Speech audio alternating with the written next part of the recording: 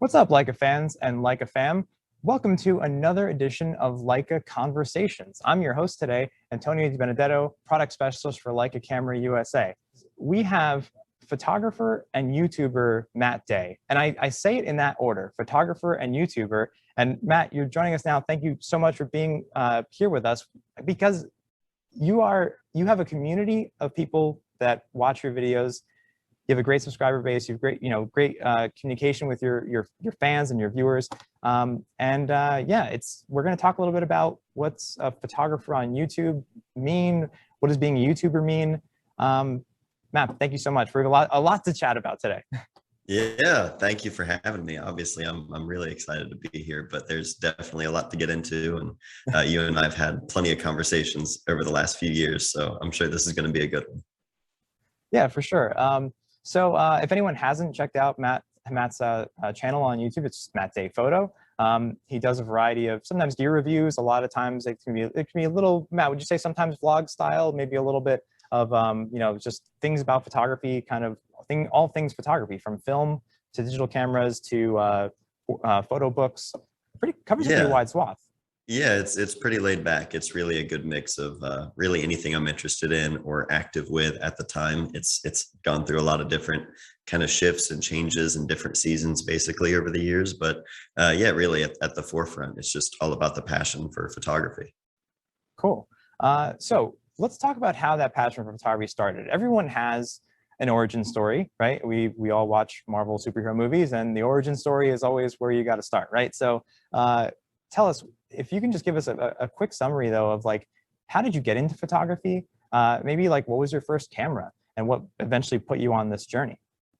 Yeah, it started about 17 years ago. It's sort of a long story, and I know we've got, somewhat limited time, so I'll try and be as brief but still thorough as I can. But I was 13 at the time, and my brother, who's 4 years older than me, he was working on a local farm, and he'd been working on the farm for several years. But one day, working with some of the steer, and there was a bull there that kind of got scared and went after him, and it ended up paralyzing him. He basically was flipped up into the air and landed on his neck. And 17 at the time, he was in ICU for a while. It was a pretty long and intensive road, and it continued to be for him after that. But at the time, being 13, I was kind of staying with friends and family. The school year was still going on, and my mom was staying around the clock up in Columbus, Ohio, at the ICU with my brother, where my dad was basically back and forth from Chillicothe to Columbus. We were about an hour away from where he was in the hospital, and he was going back and forth from there every day. They were building basically a handicap accessible room onto our house for him. Everyone kind of had their hands full. There was a lot going on at that point. It was a tragic kind of situation. And, I was staying with different friends and family at the time. And my aunt and uncle came up to see my brother. They live in Florida. They flew up, and while they were in town, they told me they'd brought something for me, and they brought me out to their car in the parking garage at the hospital. And it was this Kodak Easy Share, I think 3 megapixel camera. This was 2000, early 2004. It was this little Easy Share camera that you basically put the camera onto a little dock to print, these really high quality 4x6 prints out. And they kind of gave it to me under the idea of, your family is, your parents especially right now, they've got a lot going on, and they're kind of not as present for this part of your life right now because there's so much going on, and they didn't want them to miss out on that. And so it was sort of, take this camera, take photos of whatever it is you're doing. You and your friends, just have fun with it. I always kind of gravitated towards cameras as a kid. I would always be messing with my parents' family camera, or my dad's, the classic dad Hi8 video camera, or VHS camera. No. Yeah. And, I just always had a lot of fun messing with cameras. I was always interested in them. And I think this was a way for them to not only help my parents feel like they were still seeing what was going on. Every couple days when I'd go up to Columbus to visit my brother and see my parents, I'd have pictures to show them, all the different things me and my friends were doing at the time. Mhm. And, I think they just, at the time, were thinking, we need, what can we do to keep him busy and kind of keep his mind off of everything? Because it was a really, hard kind of situation. And it was essentially like an assignment. In hindsight, I look back now and it's like, it kind of set the tone for what I still continue to do. It's still very much just everyday life, normal stuff, taking photos. But that was really, how I got started. And that was the first camera I started with.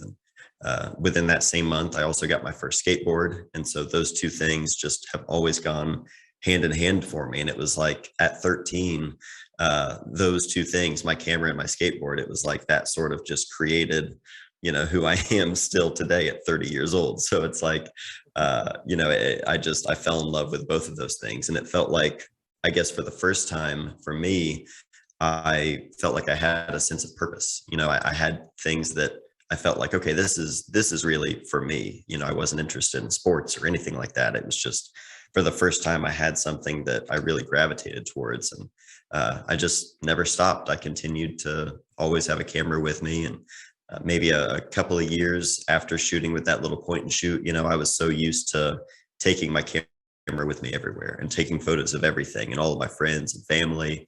But I realized that, I really loved what I was doing, but I felt like I hadn't gone deep enough. I thought there's got to be more to it than just this camera. It feels like there's so much more where I can't control everything with this camera. I want more. Right, because I mean, a Kodak Easy Share, I mean, from what I can recall, and I would assume it's mostly automatic, and even that Yeah. little printer probably had like no controls whatsoever. I mean, it's just you just point and click, and it got the job done. But you were already looking to grow, and I'll acknowledge, by the way, I think many of us can feel a little jealous, like having that sense of purpose already at age 13. It feels like you're ahead of the curve where we usually are when we're just starting our teen years. Well, But what did you go to then from the Easy Share for what then burgeoned further the passion? yeah. I mean, it's interesting because I think for a long time I always wanted to find something. My older brother had every sport you can name. He was an all-star at it, and that was just his whole world. And that was from him being a kid all the way growing up through high school, whereas I never really had that. And so I think I was always searching and I would try different things, but nothing really clicked. So with photography and skateboarding, the second I dove in, and that the fact that they both clicked so quickly, that I had a passion for both. I was like, okay, finally, I've got something. And I didn't want to waste that time. I didn't want to take that for granted or anything. So I basically just jumped on eBay. I remember using my mom's, it was a Pentax camera, probably a K1000 or something, when I was a kid. Right. And Yeah. I just remember asking my mom, like, what was that old camera you had? Because all I remembered was you would have to turn the lens to focus. And in my mind, I thought, oh, that's how you control everything. You've got dials and you've got, rings and stuff that you can adjust. And she Yeah, was that's like, the oh, real deal. yeah. And she was like, oh, it was just a 35 millimeter camera. And so I just got on eBay, at 15 years old, okay, 35 millimeter camera. And all of these results popped up. I didn't know anything about what brand or model. I had no idea what shutter speed was or aperture or anything. I just saw for $50 a little Minolta XGM with a 50 millimeter. And I was like, yep, that looks pretty much like the camera my mom had when I was a kid. So that'll work. And I just bought that. And now my son, who's, almost 5, now he's using that camera, which is cool. But it was Nice. it was like I just wanted to dive in head first and figure it out, and I didn't have any teachers or classes or anything that I could take. And my mom, it had been years since she had used a 35 millimeter SLR. So when I asked her how to use it, she kind of, pulled the camera up to the eye. And I think she was used to a little bit of a simpler viewfinder and metering system. So she looked through it and she was like, yeah, you're on your own on this one. I don't know about that. So the first probably dozen rolls of film, it was either all completely overexposed where it was all white, or it was just all black. And there was nothing really usable in there because it was all trial and error for a really long time. Yeah. No, I mean, but it's impressive. What I find impressive now, having been watching your videos on YouTube for some years now, and knowing the kind of photography you do, you stick by that same personal, kind of intimate look into everyday life that you started with that easy share, with that first camera at age 13. So you definitely stayed true to your roots. And I think, we're going to go through some images very shortly, but like, I think part of maybe your community around YouTube channel, maybe I would imagine it hits home with them, that because everyone can take these kinds of personal pictures, many of us don't. Or we have trouble navigating how to around family and friends, and making our often mundane, or at least mundane feeling lives, especially in this Right. past year, feel like something worth photographing, or to find what you explore and what you want to capture within it. But yeah, you've done that in spades, and you said you come up like in the different chapters of your life. So I want to jump a little bit forward then, because a big part of your channel and what you do is it revolves around photo books. You sometimes do reviews of other photo books, or at least like kind of like walkthroughs of photo books, where you invite your audience to kind of check out a certain artist and that work, that body of work, and that's fairly unique on YouTube. So we have some images here from the first photo book that you put together, called Friend of Mine. So first and foremost, as we start to open up some images here, what is Friend of Mine, and how did it come together? Yeah, Friend of Mine is sort of my, I guess you could say, love letter to Chillicothe, Ohio. It's where I've lived my entire life. It's where I continue to live today. It's a town I've always loved, and especially around the time when I shot all of these images, 2013 to 2014, it did not get sort of the love or appreciation, I guess, that it has now, or that I thought it deserved at the time. I would tell people, especially people outside of Chillicothe, if I would mention where I was from, if I was in Columbus, Ohio, or Cincinnati, or any of these bigger cities, it would always be, "Oh, I'm sorry to hear that. There's nothing there." And Yeah, I yeah. was always, it would always just kind of puzzle me, like, have you really spent any time here? Like it's definitely not Columbus, and it's not Cincinnati or Cleveland or wherever, but it's a beautiful place. It's a place that I've always loved and have really appreciated, and I would try to sort of stick up for my town when people would talk about, how there's nothing there. And even people in Chillicothe who would say, "Oh, I can't wait to get out of here as soon as I get out of high school," or, this or that. I mean, I heard that all through growing up, and I would always, just try and, like, not necessarily change people's minds, but at least just be like, have you even, like, looked around or tried to see anything to appreciate in it? Because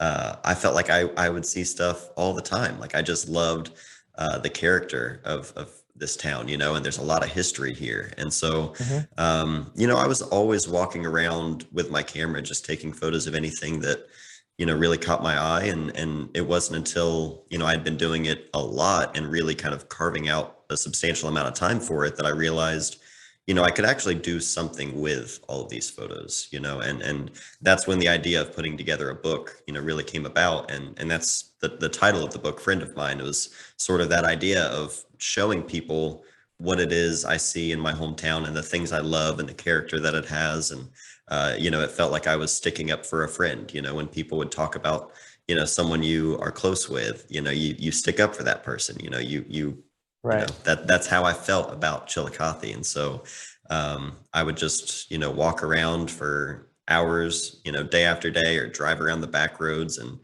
anything that made me feel like I was home, or made me think of Chillicothe, I would try to shoot the scenes that would kind of resonate with that. But also, just in terms of the mood of the photos, and the film choice and exposure and all of that stuff, I tried to really make it feel like it had a certain kind of character and grit to it that, at the time, the town, really showed. And it's something that I really enjoyed about the town at the time. Hmm. Yeah, for sure. And it's not one to one, of course, but I can kind of relate. But for me, it's not just my hometown. It's the entire state of New Jersey. I feel like I'm always defending it to people from elsewhere. Yeah, something so personal as, like, yeah, where you grew up, you know, whether it's small town, big city, whatever. But you know, you capture it in a way it's in the book, especially for anyone that gets their hands on a copy. You know, you let the images speak for themselves. I think you have just like one line at the beginning and the title, and that's pretty much it. And then you just kind of let the images breathe. As we're looking through some of the images here, we don't have all of them, of course. But you know, there's something about it, and it, you know, it can be part of it's the analog look to it. You know, it can be, as you said, your film choice. You put a lot of effort into, you know, I think you do some simplicity in terms of your lens selection. You don't go crazy with like all kinds of different looks with tons of different focal lengths and like that. It's focused, but also a bit focused in the look that you get from your film. And maybe for all of our, you know, I think a lot of people that know you for your analog work, and so many videos about analog photography. You know, we're in the midst of this kind of analog revival, and that they're become very popular again to shoot analog cameras, analog Leicas, you know, as well, like our M6s here. So if you could tell us about what your camera of choice for a lot of this book was, and a little bit about the film stock for those that have been wondering. Yeah. I would say 95% of the book was all made on my M6 with either a 35 or a 50 millimeter lens. It was always between those two. I like the kind of flexibility that those two lenses give me. If I need something a little bit wider, 35 is good enough. And if I need something a little bit tighter, 50 is good enough. They're close enough that each kind of has its own strength. But at the same time, I find that putting, you know, a 50 millimeter image and a 35 millimeter image side by side, it's not jarring. You know, it's still close enough that everything has somewhat of a consistent kind of look. And then the entire book was shot on Kodak Tri-X. At the time, that was really the only film I was shooting, was Tri-X, and a lot of it as well was with an orange filter on top of that, just to add a little bit more contrast as well. I really liked that high contrast, moody kind of look. Which is definitely different from, you know, how I would go and shoot photos of town today. It's interesting, sort of the time that's passed since that project was first released versus now, making this, you know, hardcover second edition, sort of the final form of this project. You know, it definitely looks very different from what I would go out and shoot today. But at the same time, that's what I love about it, because if I were to go out and start this project all over on Chillicothe, the photos would look entirely different because the town looks entirely different. It's gone through, you know, such a shift. And I think now that's why, you know, I have such a strong feeling about these photos, because they feel like a time capsule, you know, for Chillicothe, because it's gone through so much change and so much positive change. But at least for a little bit of time there, you know, it was seen as sort of down on its luck, you know, but I was still trying to show what it was I loved, you know, about the town. So it's definitely a special project to me.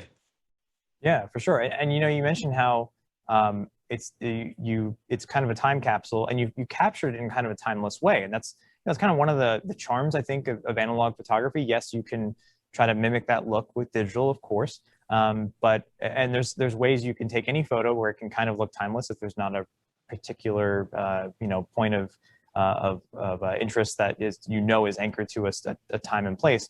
But the images we just went through very much have that timeless look, both for the aesthetic that you got from that Tri-X and that orange filter, and also, you know, by being a time capsule for your beloved town of Chillicothe.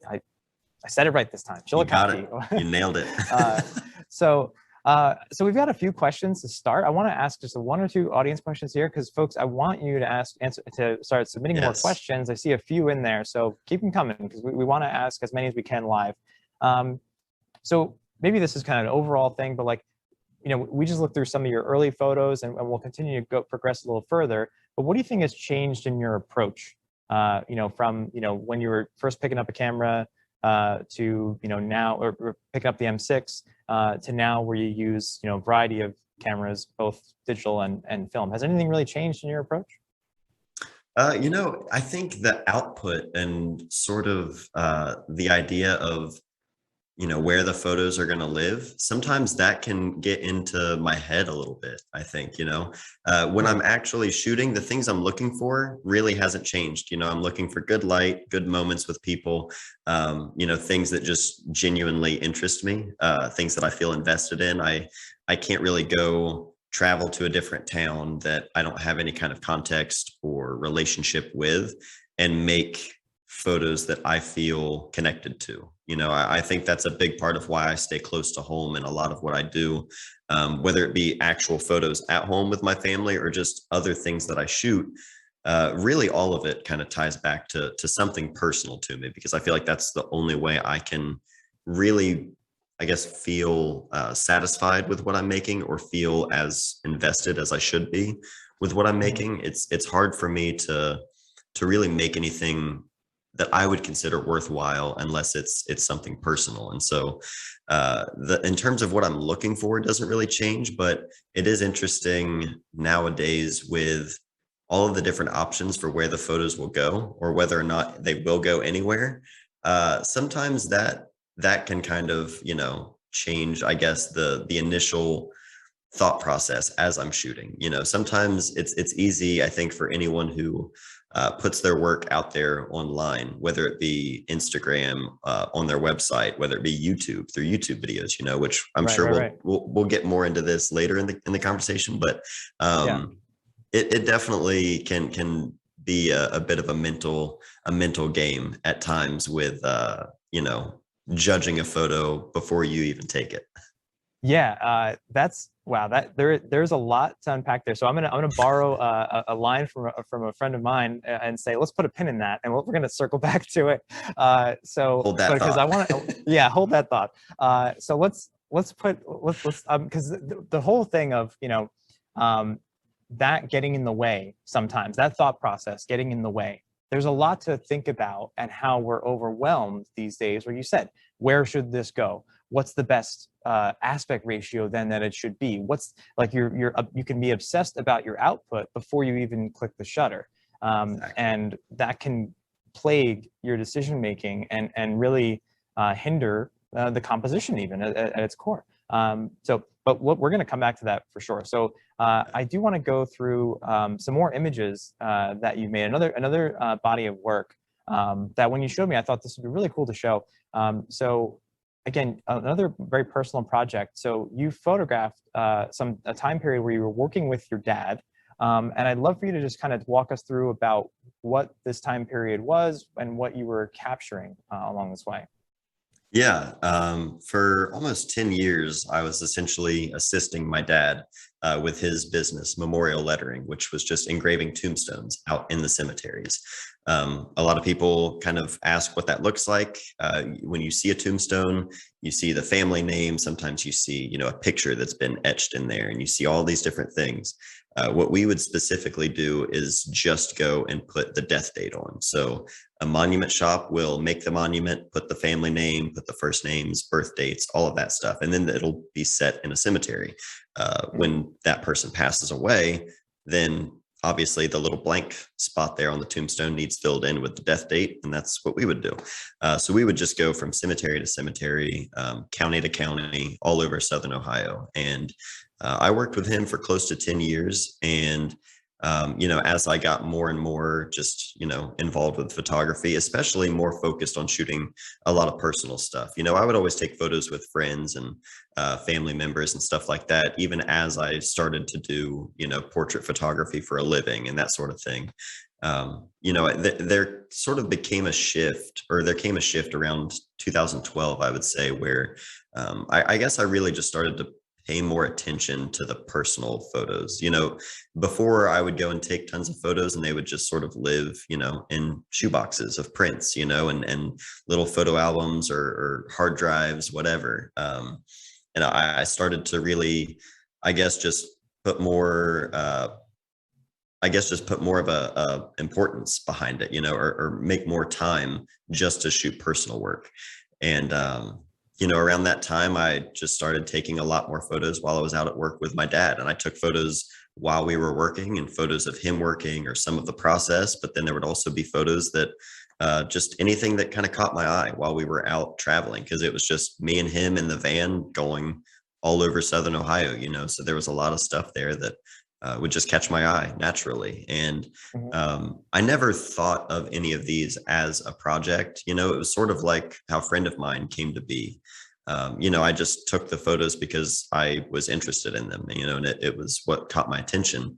Whereas these photos with my dad, it was like, I'm just getting to work with my dad every day, who's someone who I was extremely close with. And we got along great. We were, it was fun. I loved working with my dad. And so all those years working with him, it was sort of the inevitable plan of, well, yeah, eventually when he's done working, he retired from his job for Kroger, grocery store. He Mhm. retired Right. from working at Kroger. I was a toddler at the time. And then he just right away bought this business and wanted to keep working. And, it was always kind of in the plans, like eventually when he's ready to actually be done working, whenever that comes, I would take over the business. And it was in 2017 that we were planning on doing that. In March or April, basically he was going to finish kind of making sure I knew exactly what to do, how to take over the business. And then, we would get started that way. And it was in right before that, maybe a month or two, right before I was about to take over the business, that he had a stroke and passed away within just a couple of days. And it was really sudden, really unexpected. And I sort of just picked up the pieces and kept going and continued working by myself, and it was a really, really tough period of time, because I felt like I had a million questions, like, how do I do this, or what happens if this happens, and not having him there was really challenging to kind of run the business and hope that I'm doing the work of his caliber, that he would have been proud of. So I continued to make photos as I took over the business. Just Mhm. stuff that sort of interested me, but at the same time, I was really trying to look at it kind of through that lens, like, what is this like for me right now to take this over, with my dad passing so suddenly, and trying to process that alone while also running this new business by myself. And being a dad, our kids were really little at the time. It was stressful, but Right. at the time I was making YouTube videos, and so I kind of openly talked about it, like, this is real life, this is the kind of stuff that just happens, and I kind of, I remember I made a video encouraging people to make sure you photograph people that you love, because for years while working with my dad, I would be taking photos of him, and he would hear me. He would hear the shutter clicking, and he wouldn't even look up, and he'd be focused on his job, and he'd be going, quit it. He would know I was taking pictures of him, and it drove him nuts. But I'm thankful that in just the last year of his life, he finally let me a few times make some just honest, good portraits of him, where it was an Yeah. intentional portrait. He knew I was taking it. And those photos now just hold so much more weight, than I ever thought they would. And that was really when I think I started to realize how important it is to make photos of people that you love while you can, because it was such an unexpected thing. And um, I'm insanely thankful that I was able to do that before he passed. Yeah, and it's great that you captured. I mean, you captured your time with him. I love how we went through a handful. I'm sure you have tons more, but and you did different styles of shots, right? We saw a kind of some candid shots of him. I loved some of these details though, or the Yeah. shot of the even from the window of the van, right, and journeying around, or just the roads and the scenery. Those kinds of images that to some people when they see them, like it's very easy when you're completely detached, from the story, from the background, from the context. These images can just seem like, okay, it's a nice image, but there's something missing there. Then you Right. hear the story, you hear the context, and bam, the impact is really there. And yes, I fully support what you're saying, and I love that you did a video on that, to encourage people to capture photos of the important people in their lives, because we only have so much time with them, and it's usually when they're gone that you go back and you start going through pictures and you realize a lot of times maybe they didn't have as many great photos of them taken. And you got to just make do with what you have now. But if you do something while they're still around, that's, particularly special for the long run. So thanks for Matt, thanks for sharing these. These are, I love these photos, and just, from some comments from the chat and the questions, like, someone said, which we can touch on this real quick. Yeah. What impact did making gravestones and engraving them have on your feelings about life and death? And then, obviously then seeing, being without your father after some time with the business. Yeah, no, I love that question, because that was definitely something that, at the time I just kept thinking, wow, what are the odds of all of this, right now? I mean, to go from taking over the business right after that, and, sort of my first year taking over the business, I engraved, my dad's death date into his tombstone. I mean, it was a really, really tough time. And I think I used to think at times where being in the cemeteries all of the time, you get a little bit desensitized to it, maybe because you see, a fresh grave, a dozen times a day, and it's just this normal thing. And there'd be, we would go to a cemetery and a funeral would be happening. So we would wait until they were done, because, not just out of respect, you're around it all the time, and in and out of funeral homes, taking orders, things like that. You become a little bit desensitized to it.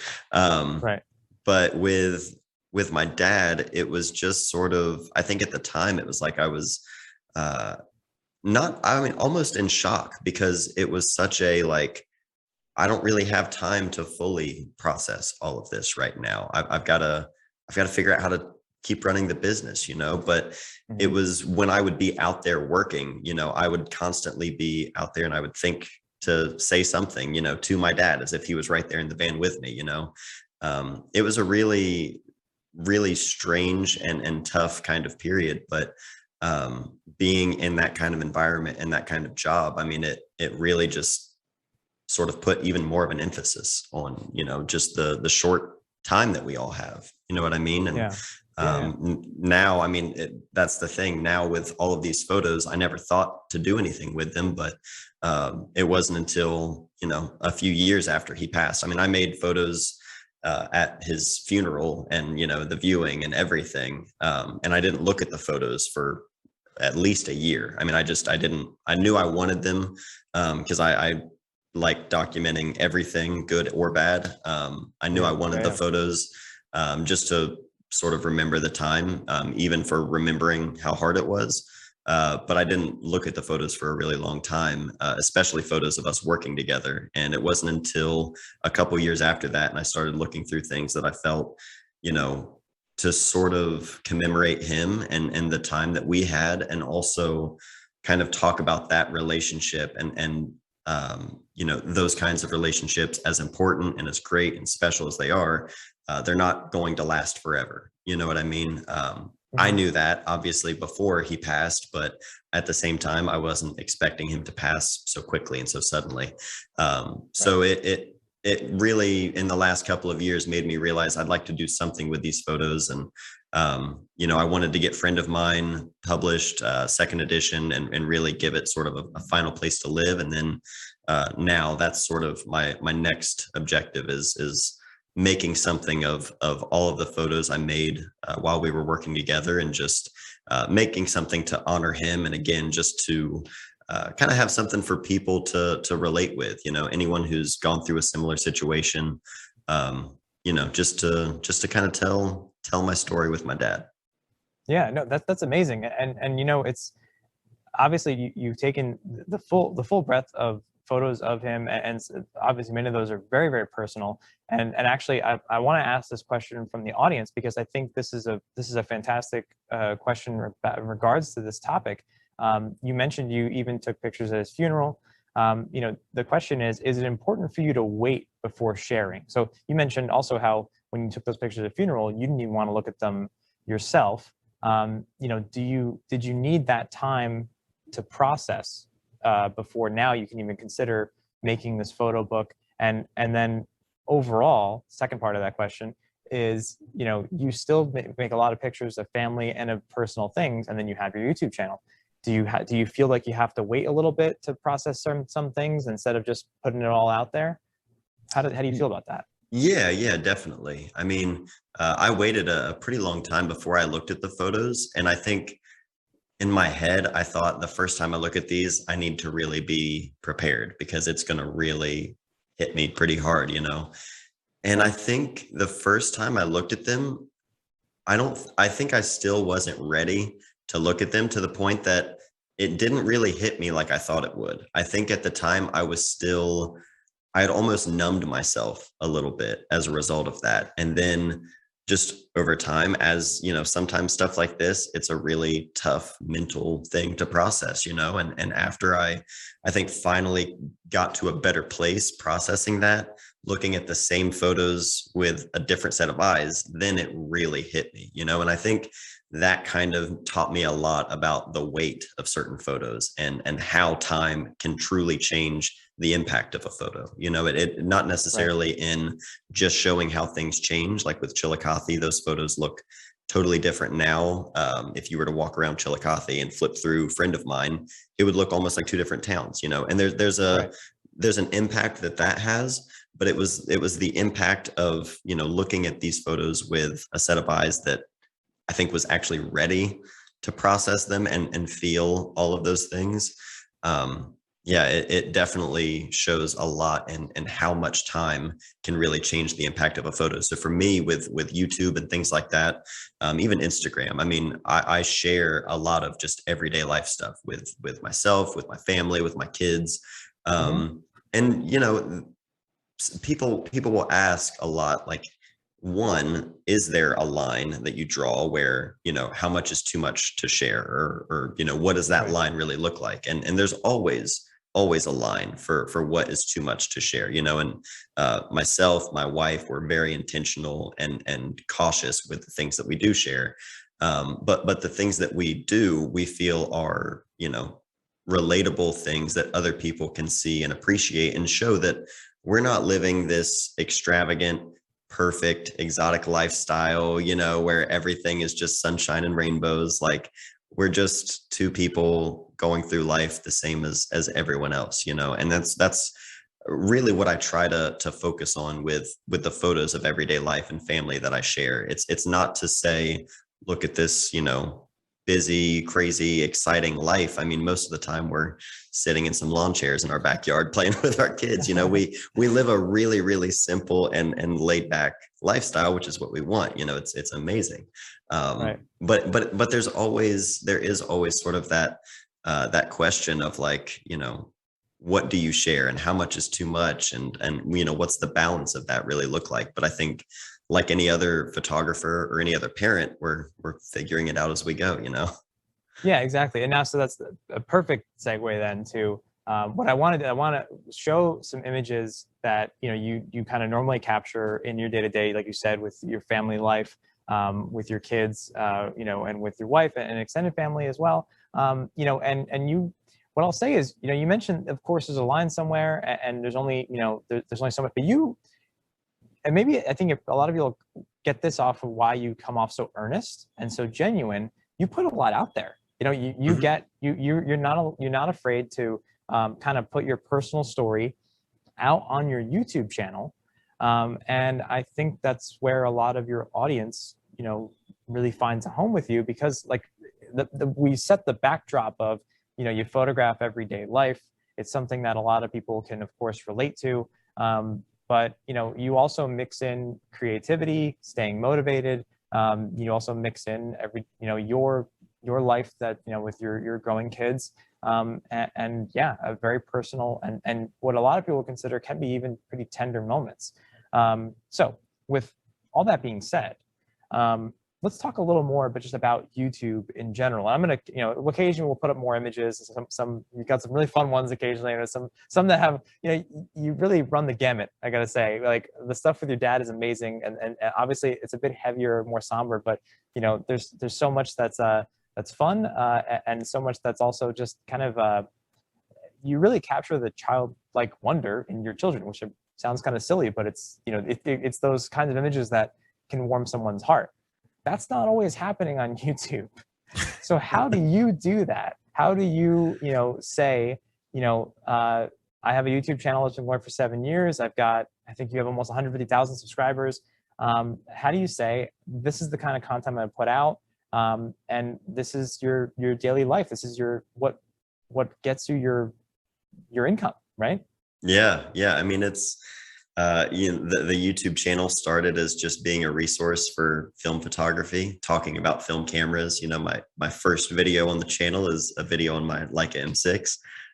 Just basically after a year of constant use, when I finally bought that camera, and that was, 8 years ago now when I bought that camera, a little more than that. So, it's the kind of stuff that I love to shoot, as the channel grew and more people wanted to see more than just, here's how to load film into this camera, or here's the battery this camera takes, here are the lens options you have with this camera.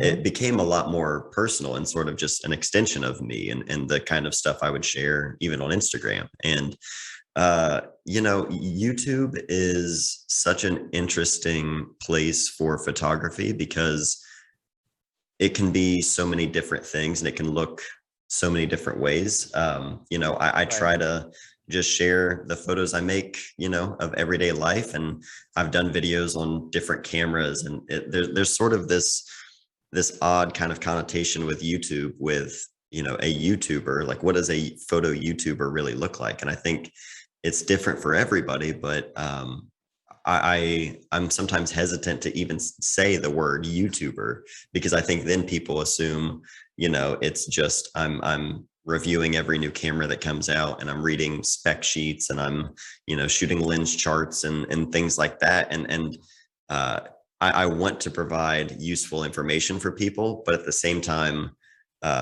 lens design and sensor technology and stuff like that isn't what made me pick up a camera.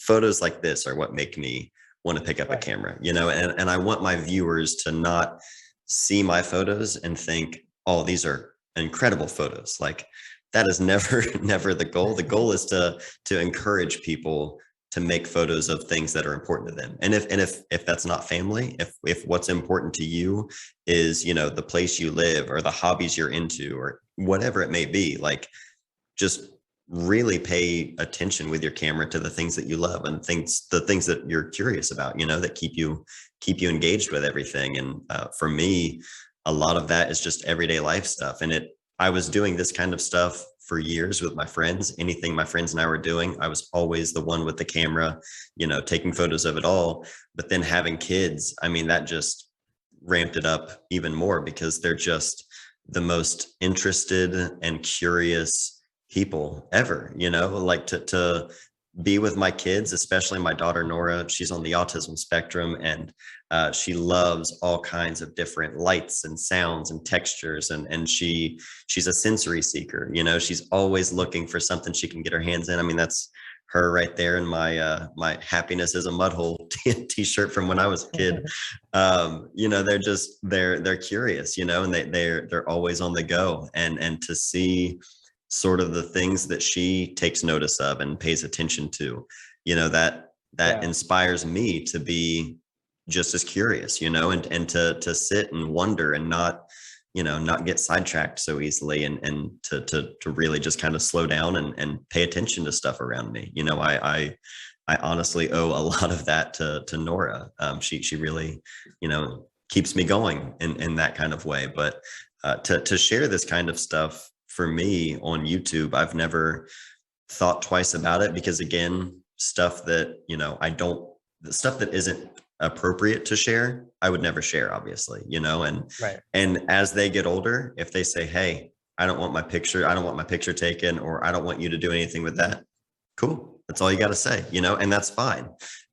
It's never about, look at these pictures of my kids. It's look at, a life of a photographer. That to me is what is most important, is for photographers to not just pick up the camera when they go on vacation, or when they go to this, beautiful location, or whatever it may be.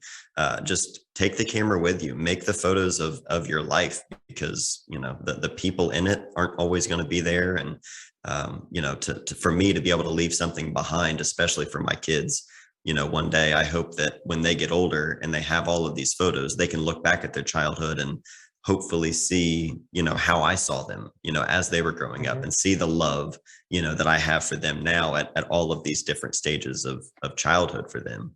And same for my wife as well. I want them to see, how I saw their mom, and how, just how much I appreciate and love the things around me, and yeah, it's just, if I wasn't doing that while still, trying to be a photographer for a living, I don't think I would have the same passion. I have to keep that passion going by chasing what's most important to me. And even with personal projects like Friend of Mine or the book about my dad, I think especially a lot of that stuff, to your point earlier about once you hear the story, it has a completely different weight to it, and Right. YouTube, I think sometimes people see it as, you treat it like a portfolio, but that's not how I treat it. Even if I'm going out and shooting photos for a video, I might not come home with any photos that I like. That's pretty normal. I don't know anybody who goes out and makes great pictures every day. If they do, I'd love to, take a workshop or something from them. But I enjoy the process, and I encourage people to always be out there doing it. And stuff like that with my dad, if I can make a book, that to me feels much better than just throwing the photos out in a YouTube video, because it's not going to have the same kind of weight as opposed to, telling a story with a book versus a 5-minute camera review. Yeah. Yeah. I mean, but it's, but you're doing those all types, right? You're doing the camera reviews, you're doing all, and it makes sense in a way, maybe not to everyone because it's not their style, to document what's around you, and that's for you, that's your life, your kids, doing it in a creative way. You put a lot of effort, even just that last image we saw, because the majority of this is black and white, but we have some color images. There's something about the color palette here, the composition as well, the lines, you put a lot of effort into it. It's more than just, some snapshots, but of course the snapshots are also valuable. So and I personally love, I love the snapshot aesthetic. Like growing up, all of my favorite pictures are pictures of me and my brother just being kids, and that's sort of what drives, chasing those quick little snapshot almost moments, Yeah, exactly. So now with YouTube and being it's funny because I know that you and I have discussed this. It's like, as you said, being, when you say you're a YouTuber, right? Actually, someone asks you what you do for a living. How do you answer? I'm a photographer. The first thing I say, I'm a photographer. How I make my living as a photographer has varied a lot over the last 10 or 11 years when I really started doing it, like professionally. But first and foremost, I'm a photographer, and that's whatever it may be that day. It could be a little bit different. It could be me, going out and shooting something for an assignment. It could be me, talking about this lens on a YouTube video, or talking about this film stock in a YouTube video, going out and shooting photos for the video.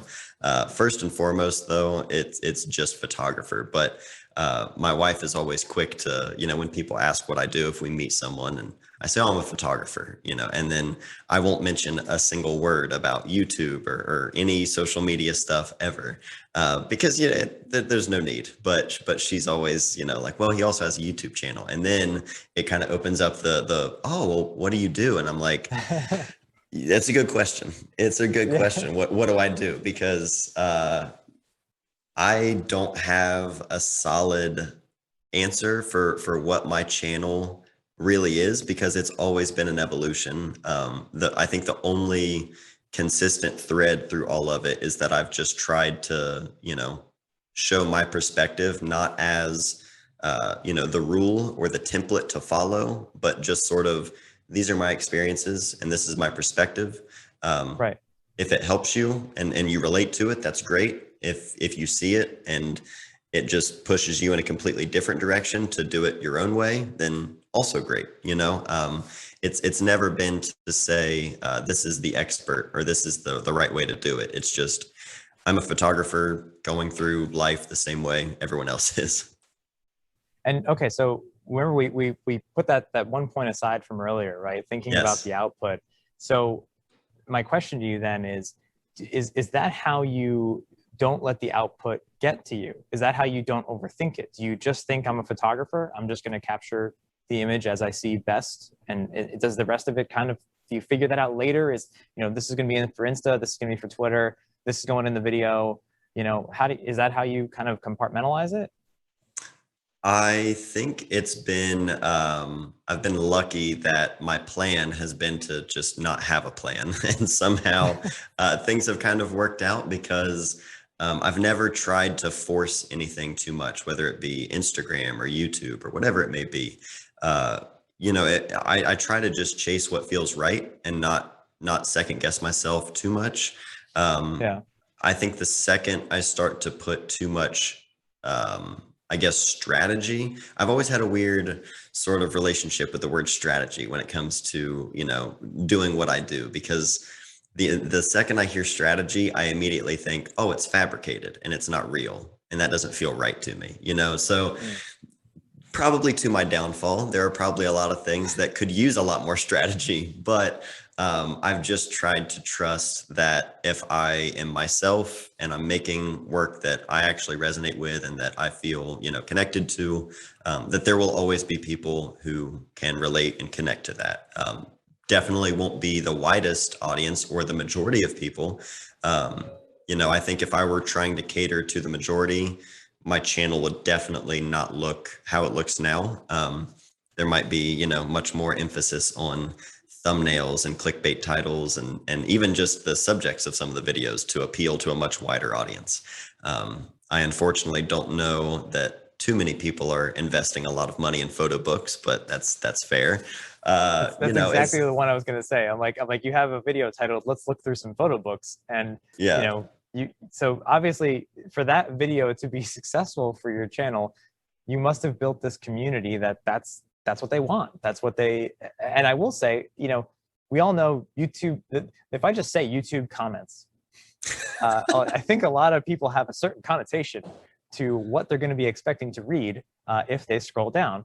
But I will say that on your videos, it's not across the board. Okay, there's always outliers, but maybe it's a testament to the community that you've built. But your YouTube comments have a fair amount of, or majority, productive conversation. People kind of helping, like responding really well to what you're putting out there, acknowledging, trying to motivate each other. Is that how you've kind of built a little community?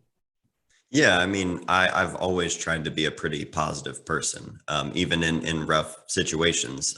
I've just sort of always been that way, and to put anything out there other than that just doesn't feel worth it to me. I want people to be excited about photography and to feel excited about the photography in their own lives, whether they share it or not. I just want people to enjoy making photos that mean something to them. And I've been insanely lucky with the amount of people that have supported the channel over the years and the amount of support they've given me and my family. And I'm extremely fortunate for that because, YouTube comments, and I've received, I mean, I've heard anything you can possibly think of about me. So you definitely have to get some pretty thick skin to put yourself out there, especially to be vulnerable. I mean, I've had comments on, that video I mentioned earlier about, my dad passing, that first video I made talking about it. I had horrible comments thrown at me, even on that video alone.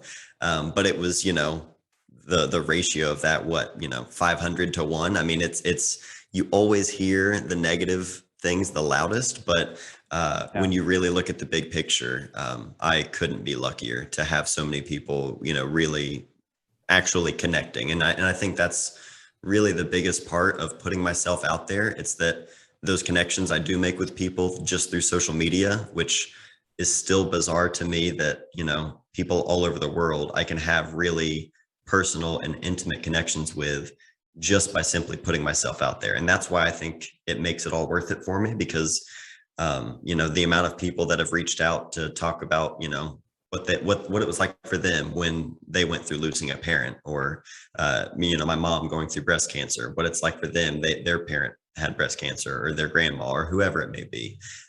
Also, other parents who have kids on the autism spectrum. I mean, all of these just real life things that are not, it's not unique to me. I'm not anything different than anyone else. You know what I mean? Like I'm experiencing normal life stuff, good and bad, just like everybody else. And that to me is sort of the beauty of, being vulnerable and being okay with sharing that kind of stuff, because I think it shows other people watching that, oh, well, other people might see someone on social media and think, oh, wow, they've got this following and they do this for a living and everything is just, everything's amazing.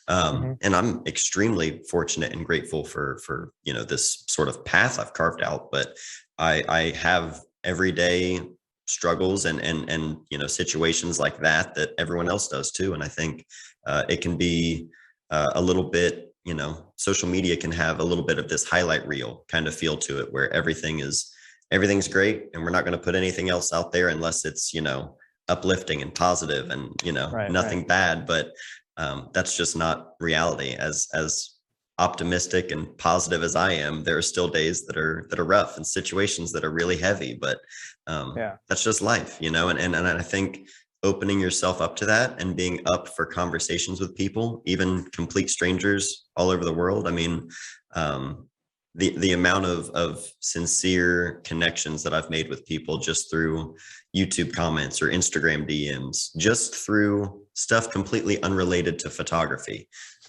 That's been one of the most just rewarding and fulfilling things of what I do.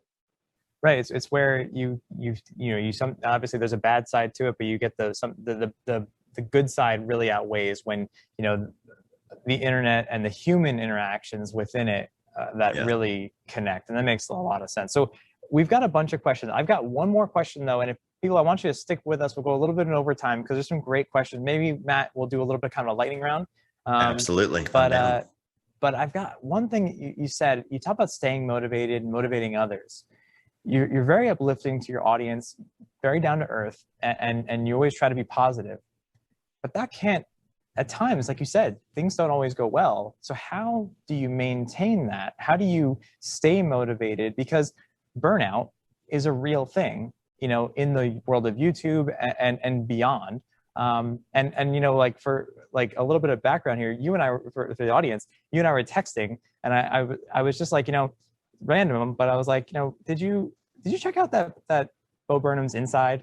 And there was a scene that you particularly responded with, where for the background is that he's watching his own videos and he keeps having to comment on himself, and he also keeps it starts his own sense of his own flaws are starting to come out. He starts talking about his own reservations and concerns because he just keeps watching himself.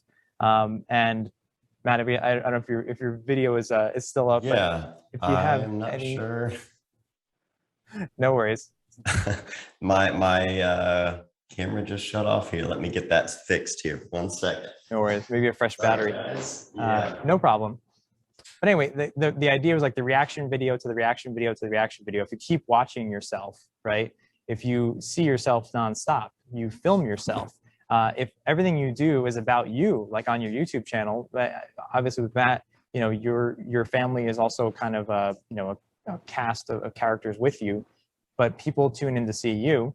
What does that do to you, your own psyche, your own mental state? How do you feel about that when you are constantly seeing yourself? How do you avoid burnout, and how do you deal with being maybe your own worst critic?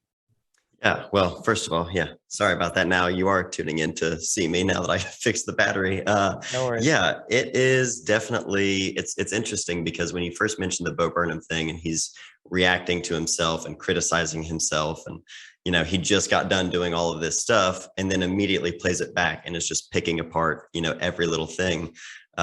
Doing YouTube for 7 years now, I mean, when you record video of yourself and you're watching yourself as you're going through the editing process and cutting out different things, you immediately start picking apart, like, why did I say it this way? Why did I say that? I shouldn't have said it this way. Now people are going to be confused by that. Or then you get a YouTube comment where someone misunderstands or misinterprets something you say. And then you think, well, I spent all this like time trying to make sure I said it the right way.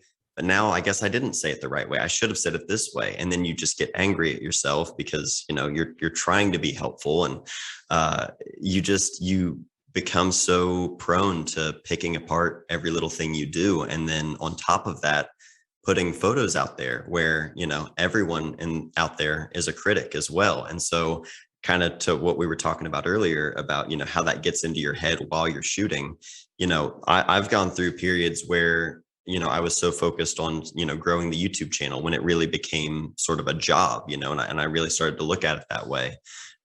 It was so easy for me to, I would see something and I'd go to pull up a photo, and in my head, I would just think, are people really even going to like this photo? Like, what's the purpose? Why am I taking this photo? Is this worth it? Should I do this video? Or, well, someone else will probably make that video and it would probably be better anyway. You have this sort of doubt because you're used to seeing yourself on camera and picking apart everything you do. It's that Bo Burnham scene where he was just, picking himself apart. I just felt like I have never related to something so much more, because it's tough. It's that whole special was such an interesting look at how we view ourselves, and especially dealing with any kind of like mental health ups and downs. The lens that you look through can be really, really distorted, and it's tough. And I think for me my main goal is to always put myself out there as authentically as I can and to just be myself. But at the same time, when you get random criticism from people that you don't even know, or you don't even know their real name, you know what I mean? Right. You start to think about that, because it's like, well, if I'm truly being myself, then they must really have a good sense of me, and like, they're basing all of this off of just me being myself. Like, dang, maybe I'm kind of the worst, you know what I mean? But I think that in itself is really just social media all over, and it's not just unique to people on YouTube. It's anyone on social media. And so for me, I have such a back and forth kind of perspective on social media, because I've made a career on social media, and I'm insanely lucky to be even doing something like this right now with Leica Camera USA. I mean, things that I would have never dreamed in my lifetime that, in Chillicothe, Ohio, I would be able to do for a living. And then at the same time, I've seen just, the downside of that. I've seen the way people compare themselves to others and get down on themselves because they don't have this, where that person has more followers, or that person has a more successful story, or whatever it may be.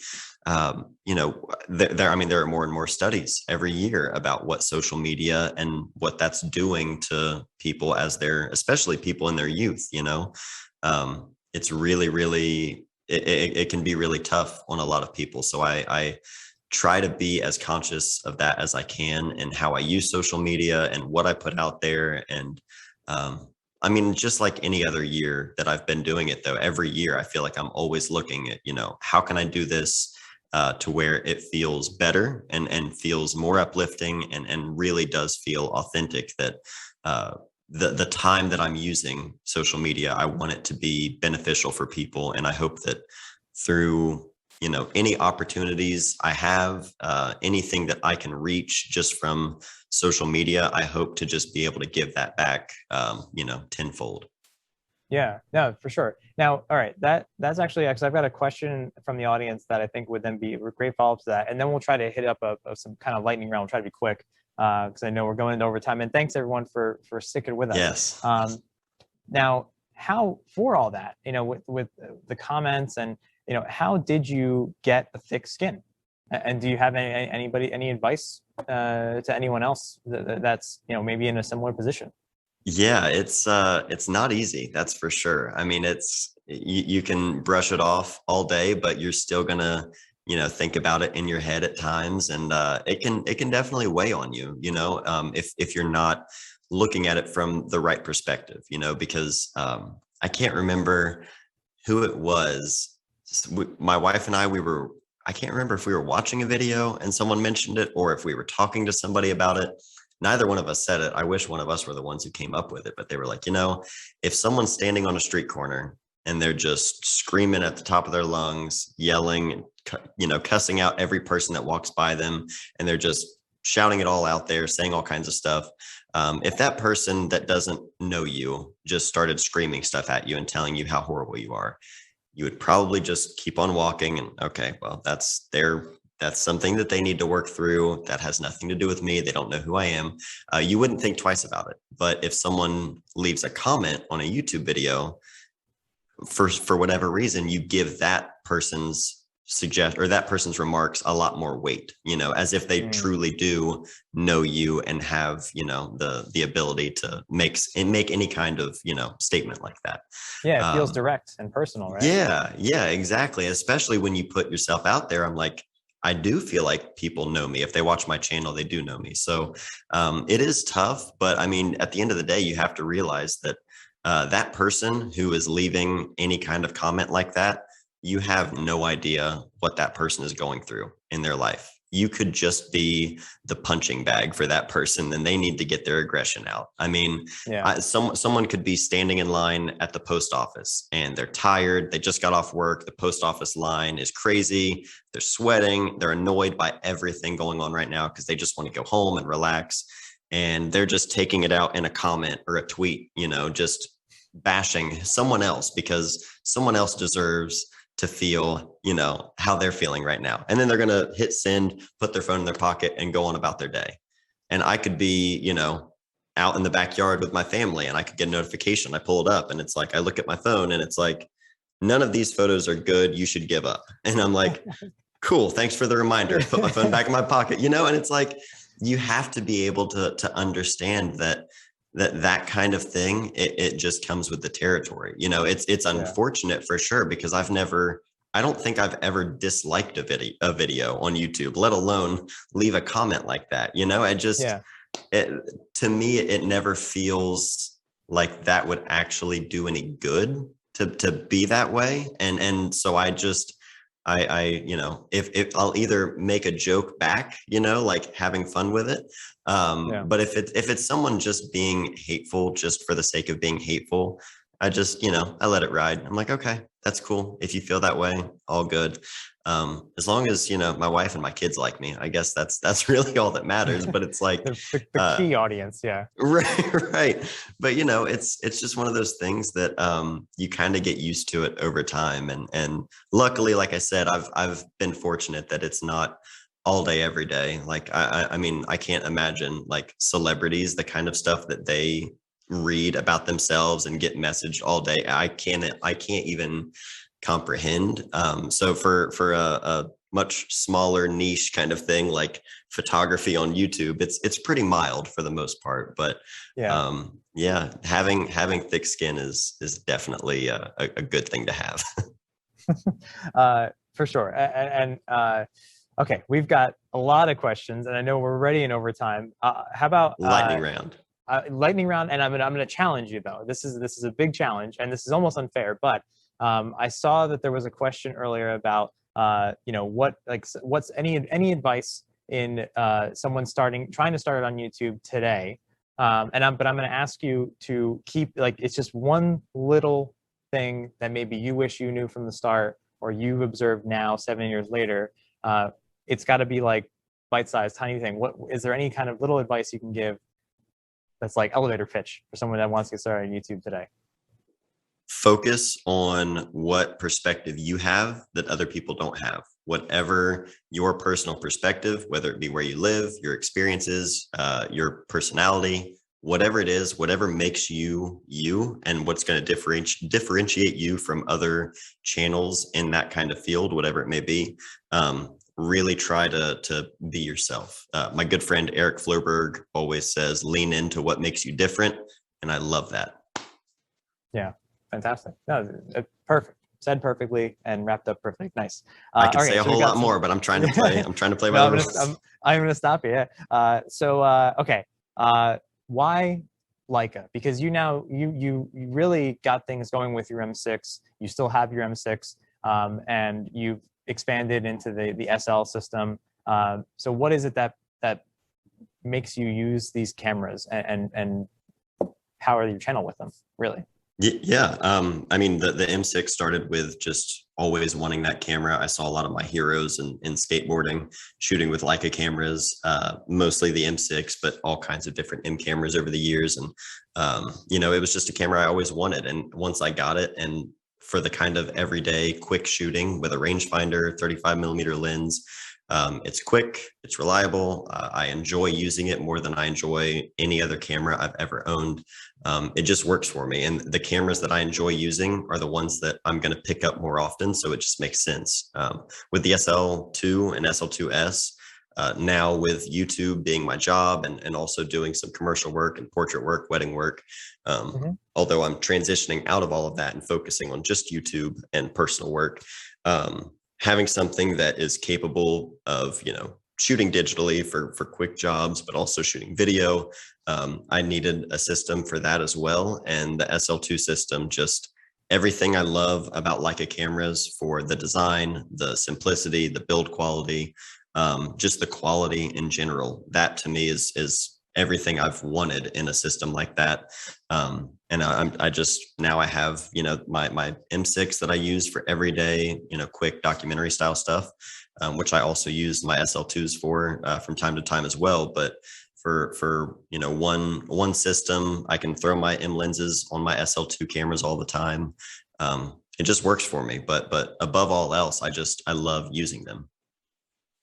Gotcha. For sure. Yeah, it makes a lot of sense. And yeah, I love seeing the videos, the video quality you're getting out of the SL2, S2S, and knowing that you use them day in, day out is just really cool to see, as just not just a part of the company, but just a nerd.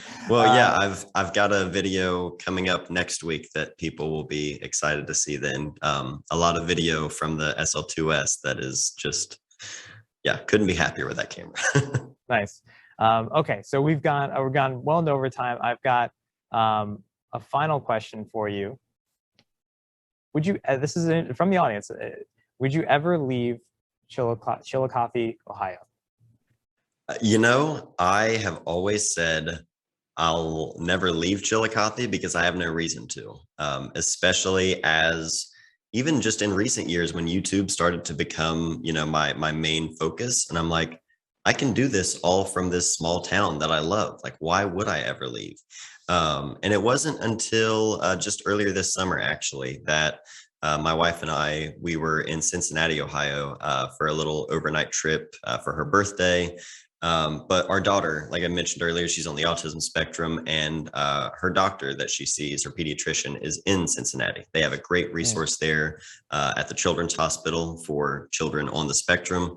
And there's just a lot of different resources in bigger cities like that for people like Nora. So, at some point we talked about it even then, like, it's not too far from here anyway. And I would never feel like I personally need to leave Chillicothe for myself.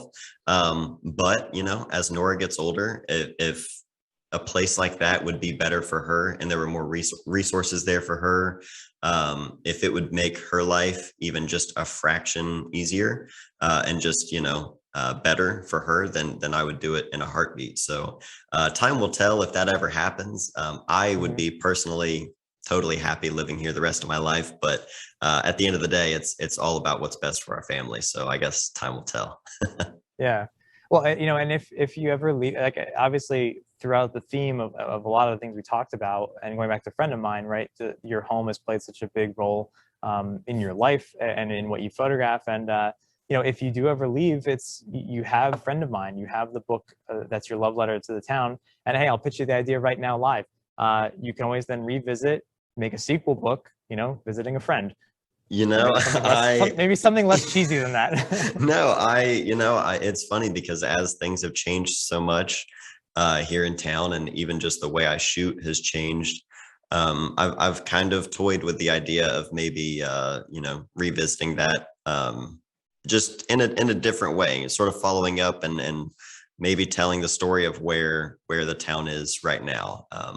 That's potentially something in the works, but again, nice. Time will tell. Yeah.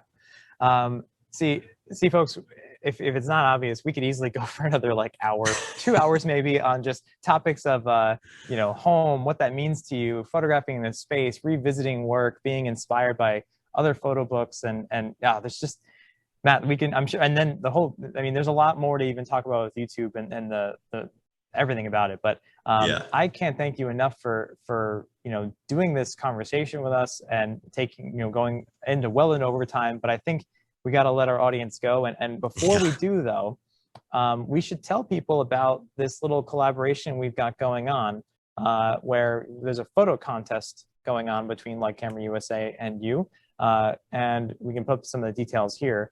So you can give us the long short, because now people can submit right now, right? Yeah, you can submit right now for the next 6 months. Every month we'll pick one winner. We're essentially asking people to share with us, a photo showing what they're grateful for. After last year, I was really trying to think, how can I do something with my audience, and platform, I guess. Like, I'm always looking to try and, do something worthwhile and to try and draw people's attention towards focusing on gratitude. That for me has helped me get through a lot, even in the worst times, always looking for something to be grateful for. And so when the idea and sort of opportunity arose to do a photo contest or a photo assignment where people can actually submit something like that, I jumped at the chance to do something like that. So we're essentially asking for people to share a photo with us and a little bit about the photo. Just what is it you're grateful for and why? And I think just based on the kind of stuff I like to shoot and what I like to share, people might assume it has to be, family moments, but that's not the case at all. What you're grateful for is going to differ from person to person. And, everybody, no matter what your life looks like, you have something you're grateful for. And that's what I encourage people to focus on, not what other people are grateful for, but you specifically. Because again, I think you make the best work when it's something that you truly feel connected to. So every month that's going to be running. And then Leica was gracious enough, Leica Camera USA, to have $300 prize to the winners. It is USA only, but obviously the links and everything, I'm sure in the down below or wherever the links check the chat. Yeah, we're putting them in. We put the links in the chat. But of course, people can always check your social media. If you don't subscribe to Matt's YouTube, I would encourage you to subscribe to Matt Day Photo on YouTube. Check out his Instagram and Twitter. On his Instagram, he's got the gratitude collaboration photo contest link there, so you can find it there very easily. But yeah, definitely submit, because since it's over the course of a bunch of months, I think it'll be really cool to see what you get, because you're going to be handpicking the winners. Yeah. So that's also a really cool aspect. Talk about bringing community together. One of the things I missed the most about like taking photo classes was the critiques, right? The like seeing what comes from submitting a picture and getting feedback from people. So we'll see everything will be really exciting. It's a really cool contest. So every month you have the whole month window to submit. Definitely check it out. But Matt, thank you so much for spending all this time with us, giving us all this insight, showing us so many pictures that are personal to you, enlightening to us, and really, I mean, dude, just thanks for doing what you do, man. I mean, I think that's kind of what it comes down to. Yeah, I mean, I appreciate the opportunity to be here. It truly means a lot. Antonio, you and everyone at Leica Camera USA, I appreciate all the support, again, having me on. I hope people have enjoyed this conversation, and anybody watching or listening, thank you so much for taking the time. I really do appreciate it. Well said. Thank you, Matt. And thank you everyone out there. And until next time, we'll see you again on Leica Conversations. Have a good one, everybody.